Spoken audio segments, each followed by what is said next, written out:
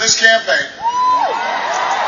He's been laying out the stakes so well that our team basically calls him the Secretary of Explaining Stuff.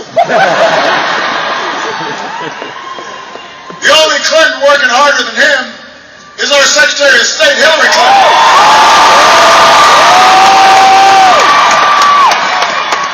And I am so grateful to both of them.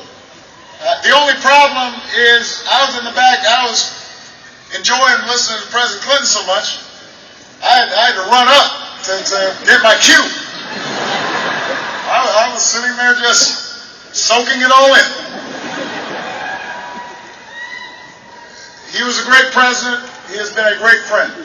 So I want everybody to give President Bill Clinton.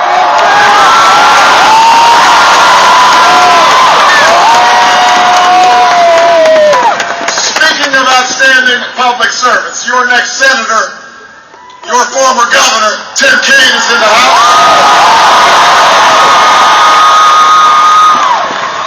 Your outstanding Congressman, Jerry Conley, is here. And I want everybody to please thank Dave Matthews for the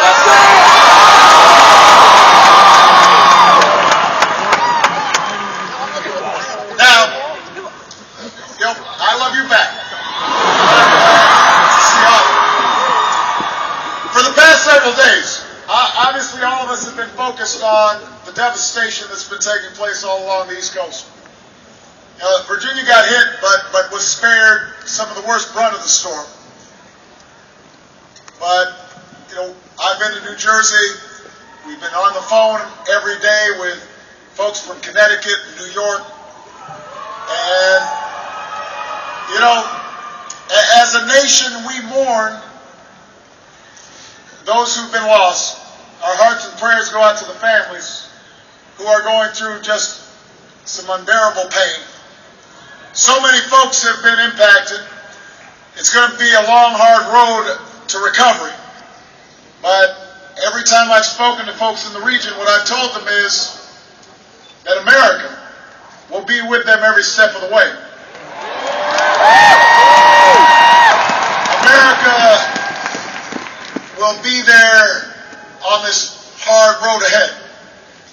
We will help them rebuild together because that's what we do as Americans.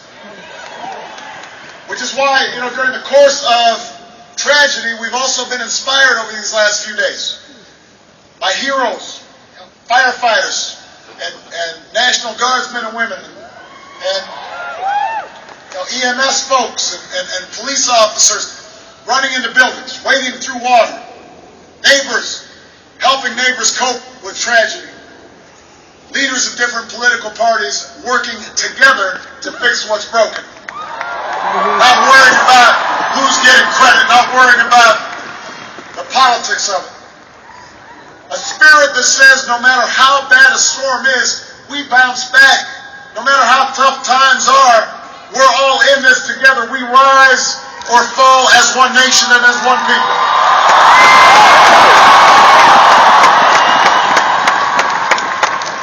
And that spirit has guided this country along its improbable journey for more than 2 centuries. It's what's carried us through the trials and tribulations of the last 4 years. Remember, in 2008, we were in the middle of 2 wars and the worst economic crisis since the Great Depression. Today, our businesses have created nearly 5.5 million new jobs. The American auto industry is back on top. Home values are on the rise. Housing construction is coming back. We're less dependent on foreign oil than any time in the last 20 years because of the service and sacrifice of our brave men and women in uniform. The war in Iraq is over. The war in Afghanistan is coming to a close. Al-Qaeda has been decimated. Osama bin Laden is dead.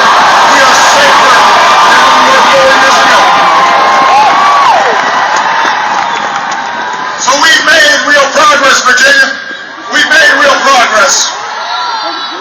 But Virginia, we're here tonight not only to listen to Dave Matthews,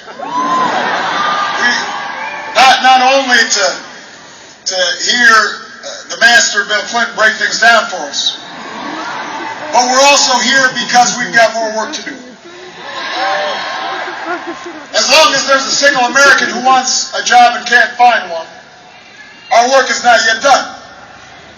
As long as there are families working harder but still falling behind, our work is not yet done. As long as there's a child anywhere in Virginia, anywhere in this country who is still languishing in poverty and barred from opportunity, our work is not yet done. We've got more work to do.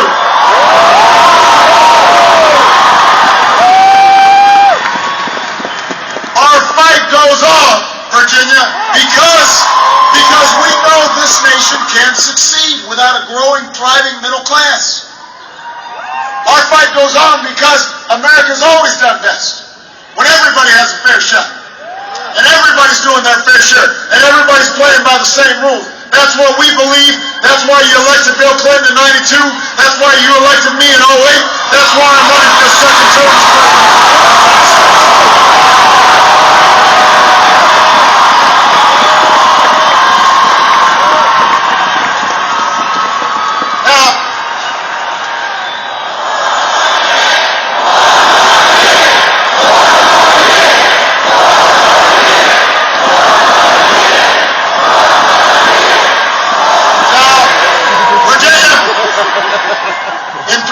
You've got a choice to make. And even if you've made the choice, you got to go talk to some folks who haven't. And you've got to tell them it's not just a choice between two candidates or two parties. It's a choice between two different visions of America. It's a choice between top-down economics that crashed our economy or bottom-up, middle-out economics that create a strong and growing middle class. You know, as Americans, we honor the survivors and the dreamers, the entrepreneurs, the small business people, the risk takers, who are the driving force behind our free enterprise system. And we believe the free enterprise system is the greatest engine of growth and prosperity the world's ever known. But we also know in this country, the market works best. The free enterprise system works best. More businesses are created. More jobs are created when everybody has a chance to succeed. When everybody has the chance to get a good education and learn new skills. When we support research into medical breakthroughs or new technologies because we know that we can't do that on our own. We've got to pool our resources to discover the future. We know that America's stronger when everybody can count on affordable health insurance. When everybody can count on Medicare and Social Security to give them a dignified retirement. We know the market works better when there are rules of the road to protect kids from toxic dumping, to protect consumers from being taken advantage of by unscrupulous credit card companies or mortgage lenders. We believe that there's a role for rules and regulations that are smart, and then we also believe there's some things we should leave to the people. For example, we don't think politicians in Washington are very smart about controlling healthcare choices that women are perfectly capable of making.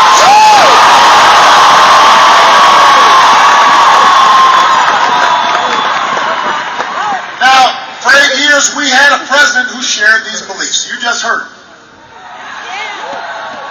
President Clinton's economic plan asked the wealthiest Americans to pay a little bit more so we could reduce our deficit and invest in the skills and ideas of our people. And the interesting thing is, at the time, the Republicans in Congress and a certain Senate candidate by the name of Mitt Romney, don't move. You gotta vote. Don't move. But this Senate candidate named Mitt Romney said that Bill Clinton's plan would hurt the economy and would kill jobs. Sound familiar? It turns out his math was just as bad back then as it is today. Because by the end of President Clinton's second term, America created 23 million new jobs, incomes were up, poverty was down, our deficit became the biggest surplus in history. So Virginia, we know our ideas work. What about their ideas? We tried those too. After Bill Clinton left office, for 8 years, we tried giving big tax cuts to the wealthiest Americans. We tried to strip away regulations so that Wall Street and insurance companies and oil companies were free to do whatever they please. And what do we get? Falling incomes, record deficits, the slowest job growth in half a century, and an economic crisis that we've been cleaning up after ever since. We tried one way, it worked. We tried another way, it didn't work. Which presents a dilemma for Governor Romney, since he wants to go back to the same policies that didn't work. Governor Romney is a very talented salesman. So in this campaign, he has tried as hard as he can to repackage these same ideas, and he's got, I think President Clinton called it the brass to call it change. Now, let me tell you, we know what change looks like. We know what change looks like, and what Governor Romney's selling ain't it. Giving more power to the biggest banks isn't change. Another $5 trillion tax cut for the wealthy, that's not change. Refusing to answer questions about the details of your policies until after the election, that's definitely not change. Ruling out compromise by pledging to rubber stamp the Tea Party folks in Congress, that's not change. Changing the facts when they're inconvenient to your campaign, not change. I mean, that's old. That's the attitude in Washington that needs to change. Now, Virginia, after 4 years as president, you know me.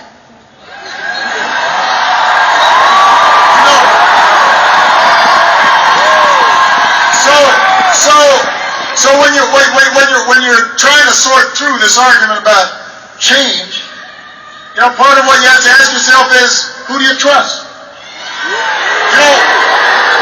When you're talking about the economy and policy that's so critical to our future, you've got to ask yourself, who do you trust? You may not agree with every decision I've made. Michelle doesn't agree with every decision I've made. There may be times when you're frustrated at the pace of change. I'm frustrated sometimes with the pace of change. But I mean what I say, and I say what I mean. You know what I believe. You know where I stand. When I said we'd end the war in Iraq, we ended it. When I said we'd pass healthcare reform, we passed it. When I said we'd repeal Don't Ask, Don't Tell, we repealed it. I tell the truth. And most importantly, I will fight for you and your families every single day as hard as I know how.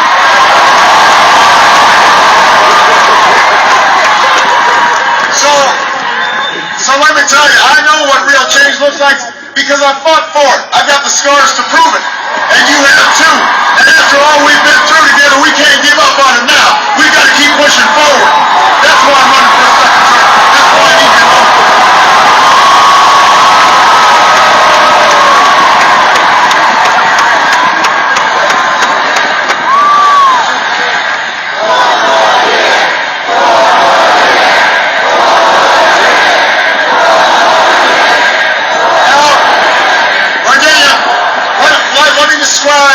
Very briefly, I know folks are cold, but let me describe. What am I talking about when I'm talking about forward? What do I mean by real change?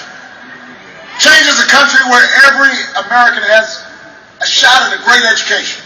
Now government alone can't do that. Parents, you got to parent. Students, you got to study. But don't tell me that hiring more teachers won't help our economy grow. Don't tell me that students who can't afford college should just borrow money from their parents. That wasn't an option for me. It wasn't an option for Bill Clinton. I'll bet it's not an option for a lot of you. That's why I want to cut the growth of tuition in half over the next 10 years. That's why I want to recruit 100,000 math and science teachers so we don't fall behind the rest of the world. That's why I want to train 2 million Americans at our community colleges to get the skills businesses are hiring for right now. That's real change. That's what we're fighting for in this election. That's what's at stake. I want us to live up to this country's legacy of innovation. You know, I'm proud I bet on American workers in the American auto industry. But I'm even prouder, we're not just building cars again, we're building better cars. Cars that by the middle of the next decade will go twice as far on a gallon of gas. That kind of innovation, that kind of forward thinking. We don't have to restrict it just to the auto industry. I want to bring manufacturing back on all kinds of things. We got thousands of workers building long-lasting batteries, building wind turbines all across the country.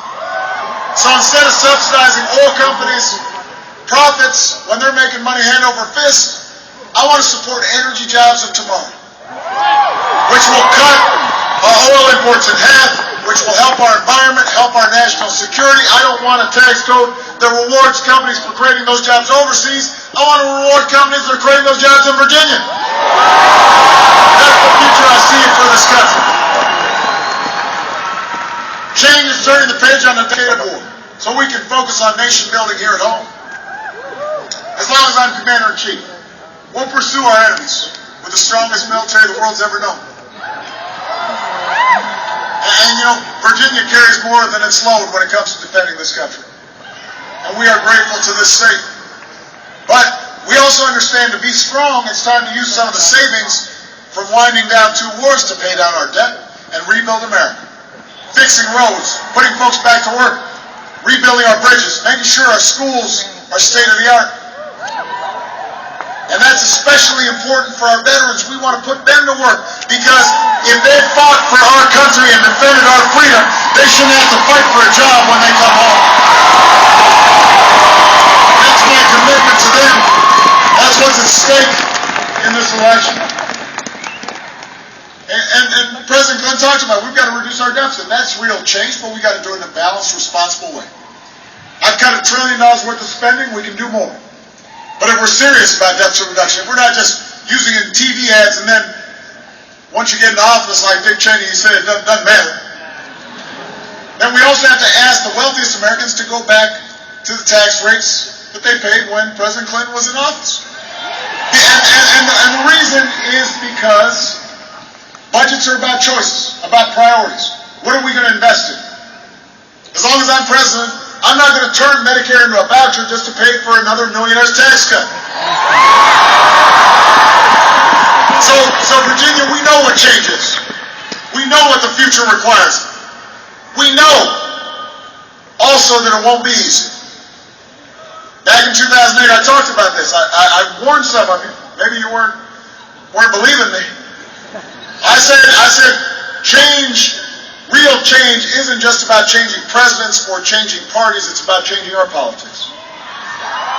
I ran because the voices of the American people, your voices, had been shut out of our democracy for too long by lobbyists and special interests and politicians who are willing to say anything and do anything just to keep things the way they are.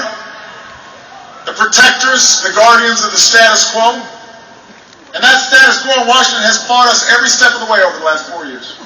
They spent millions of dollars trying to prevent us from reforming health care. Millions of dollars trying to prevent us from reforming Wall Street. They engineered a strategy of gridlock in Congress, refusing to compromise on ideas that in the past both Democrats and Republicans have supported. And what they're counting on now is that you're going to be so worn down by all the squabbling, so tired of the dysfunction, so weary of what goes on Capitol Hill that you're just going to give up and walk away. Just put them back in power, or let them stay there. In other words, their bet is on cynicism. But Virginia, my bet's on you.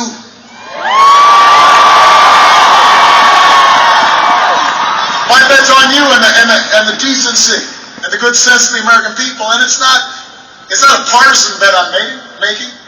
You know, when the other party's been willing to work with me to help the middle class, I'm right there with them. I'm happy about it. You know, I would have less gray hair if they're ready to go. Come on. When we cut taxes for middle class families and small businesses, we had some Republican support. That was great. We had some courageous Republican senators work with us to repeal Don't Ask, Don't Tell. We celebrated them. We embraced them.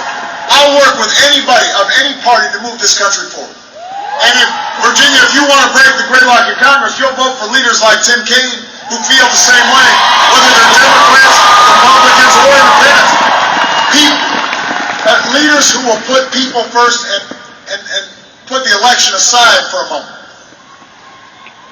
But we're still going to have some fights, because there's some values that are at stake. There's some principles we've got to fight for.